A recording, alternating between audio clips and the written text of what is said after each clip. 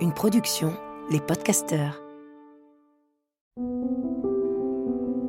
Le couple est une grande aventure, une sacrée aventure. Tous connaissons des joies et des peines au sein de nos couples, et tous avons besoin d'éclairage. Et il n'y a pas d'école pour cela. Alors, bienvenue dans ce podcast de l'intelligence amoureuse. Je suis Florentine Dolnoy-Wang et je vais vous donner la main le long de la voie du couple, cet univers passionnant, complexe et unique en son genre, qui nous envoie dans le meilleur comme dans le pire. Passionnément, j'apprends, je crée et je transmets des outils pour ouvrir toutes les possibilités de l'amour en nous et entre nous, pour laisser l'amour faire son travail et nous ramener à nous-mêmes, pour nous aider, tous et chacun, à fertiliser l'espace du couple. À chaque épisode, je répondrai à une question. Viens me la poser sur Instagram, l'espace du couple. À nos amours. Il existe 4 grands styles d'attachement. Sécure, anxieux, évitant, désorganisé ou chaotique. Ces styles se sont forgés très tôt dans nos vies, selon la façon dont nos besoins d'amour, de sécurité et de réassurance ont été accueillis ou pas. Ils ne sont pas des étiquettes figées, mais des empreintes relationnelles qui colorent notre façon d'aimer, de nous engager, de nous protéger ou de fuir. Ils s'activent particulièrement dans le couple, parce que c'est là que nous sommes les plus vulnérables, les plus exposés à la peur de perdre, de manquer, d'être rejetés ou trahis. Dans cette mini-série de 4 épisodes, j'adresse un message à toi qui aimes quelqu'un dont l'attachement est marqué par l'une de ces dynamiques. Un message pour éclairer ce que tu vis, pour honorer ta douleur parfois, pour te rappeler que tu n'es pas seul à traverser ça. Et aussi pour te montrer qu'il existe des chemins, des manières d'apprivoiser ces costumes de survie, de relationner autrement, d'inventer un espace entre vous qui soit plus respirable. Mon invitation, c'est d'écouter ces 4 épisodes parce que, mis bout à bout, ils viennent d'éclairer un fondamental. Alors, message à toi qui aime un attachement anxieux. Aimer un anxieux, c'est aimer une intensité. Tu vis auprès d'une personne qui a faim de lien, faim d'être rassurée, faim de savoir que tu es là et que tu ne vas pas disparaître. C'est un amour qui se vit dans l'urgence. Rassure-moi, dis-moi, montre-moi que je compte pour toi. Et toi, parfois, tu as l'impression de ne jamais donner assez, que quoi que tu fasses, la soif revient. Tu peux te sentir aspiré, vidé ou coupable de ne pas combler ce besoin immense. Mais derrière ce tourbillon, il y a une histoire. Celle d'un enfant qui a grandi avec un amour irrégulier, parfois présent, parfois absent. Un enfant qui a appris à scruter chaque signe, chaque silence, pour deviner si la personne aimée allait rester. L'attachement anxieux naît de cette insécurité. Est-ce qu'ils vont être là pour moi ? D'où vient l'attachement anxieux ? Mary Ainsworth l'a observé dans ces fameuses situations étranges. Certains enfants s'agrippent désespérément à leur figure d'attachement, paniquent à son départ et même à son retour, oscillent entre recherche, quête et colère.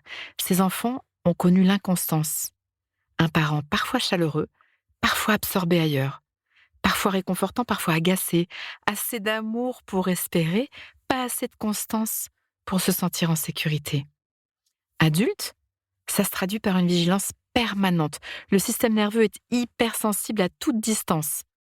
Un message lu et pas répondu, un retard, une baisse de tonus dans la voix et l'alarme intérieure sonne.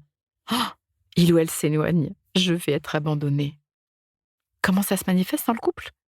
Si tu aimes un anxieux, tu connais sans doute les vagues émotionnelles.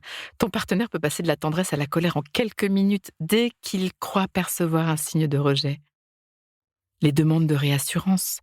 Tu m'aimes, tu es sûr, dis-moi que tu m'aimes, tu vas pas me quitter. Des phrases qui reviennent, même si tu les as déjà dites 100 fois.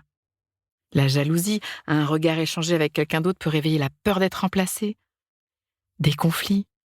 Souvent, ce sont des disputes déclenchées par une absence de réponse, un oubli, un décalage. L'anxieux a besoin de sentir que le lien est toujours là, toujours vivant, toujours. Ça peut te sembler excessif, irrationnel, Mais sache que dans son corps, c'est une vraie alarme qui s'allume. L'anxieux vit la distance comme une menace de mort relationnelle. Alors, ce que tu ressens face à lui, face à elle, tu peux te sentir épuisé par ces demandes, comme si tu étais constamment mise à l'épreuve. Parfois, peut-être tu voudrais crier: «Fais-moi confiance, je pars pas», ou même «Lâche-moi, fais-moi de l'air». Et en même temps, tu peux être touché par sa passion, par cette intensité qui prouve combien tu comptes. L'anxieux aime avec une profondeur rare. Mais il peut te donner le sentiment d'être aspiré dans un vortex sans fond. Tu oscilles alors entre tendresse, culpabilité, exaspération, et tu peux finir par éviter toi-même la proximité, tellement le prix semble cher payé. Pause. Inspire. Expire. Fais de la place à l'intérieur. Comme un petit entracte qui donne de l'oxygène. Prends juste un instant pour refaire de la place. Voilà, j'y reviens. C'est là qu'intervient l'intelligence amoureuse. Les clés de la relation avec un anxieux? Relationner avec un anxieux demande de l'équilibre, de la constance. Répondre de façon fiable. Mieux vaut dire clairement: «Je suis occupée, tu sais, je te rappelle dans 2 heures», que disparaître en espérant qu'il ou elle se calme.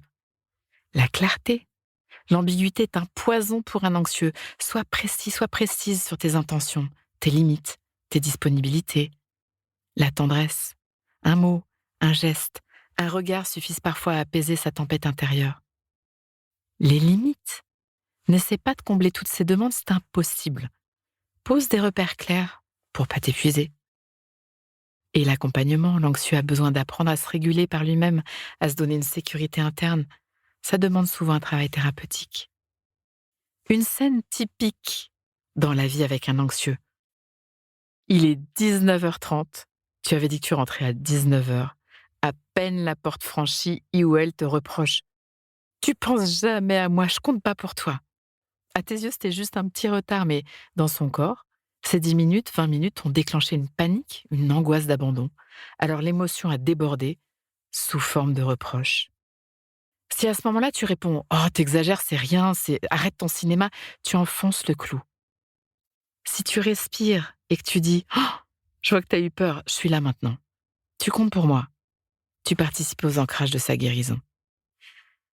Le chemin de transformation est possible. Un anxieux peut évoluer, évidemment. Il peut apprendre à calmer ses alarmes intérieures, à s'apporter lui-même une sécurité au lieu de dépendre uniquement de son partenaire. Ce chemin se fait souvent par étapes.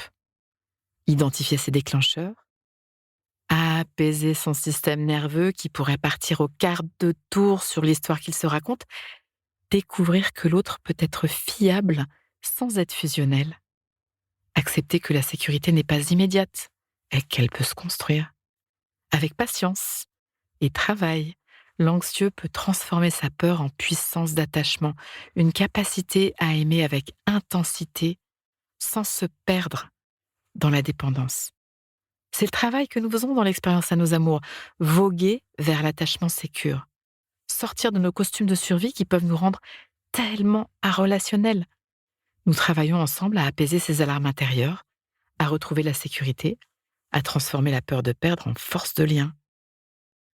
Si tu aimes un anxieux, tu vis au contact d'un cœur qui bat fort, mais qui tremble souvent. Tu portes parfois le poids de sa peur et tu peux en être épuisé. Mais tu as aussi devant toi une personne capable de dévotion, de passion, d'une présence bouleversante quand elle se sent en sécurité. Et rappelle-toi, ton rôle n'est pas de calmer toutes ces peurs, mais de rester clair, constant, sans te sacrifier. Et ce sont souvent tes défis de croissance. Ça peut vraiment devenir gagnant-gagnant. De temps en temps, je donne une grande conférence sur ce thème de l'attachement, qui est central dans mon approche. Si tu as envie d'y être invité, écris-moi. Tu sais où me trouver. Et dans le prochain épisode, je m'adresserai à toi qui aimes un chaotique.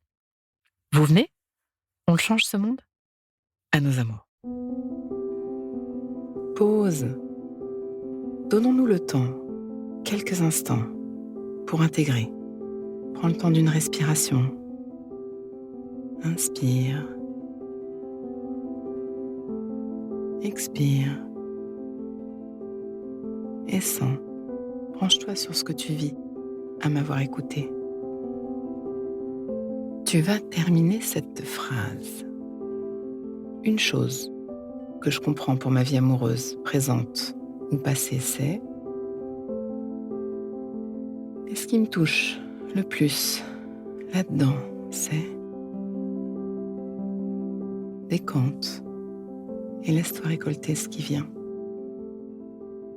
Tu peux aussi noter une phrase, un mot, une image, une idée qui te viendrait là, maintenant à l'esprit, pour l'ancrer, pour plus d'intelligence amoureuse. Le cœur est un muscle qui se muscle. Ce podcast est écrit et exprimé par Florentine Denoy-Wang, produit par les podcasteurs et mis en musique par Laurent Aknin. Pour approfondir ensemble et découvrir d'autres ressources, rendez-vous sur l'espaceducouple.com. Si vous voulez soutenir notre programme, abonnez-vous, mettez des étoiles ou des cœurs, partagez autour de vous et rejoignez-moi sur la page Instagram L'espace du couple. À vos amours.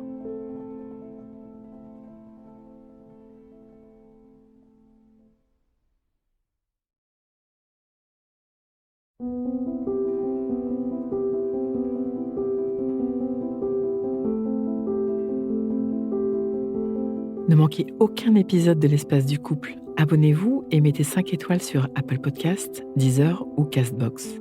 À nos amours.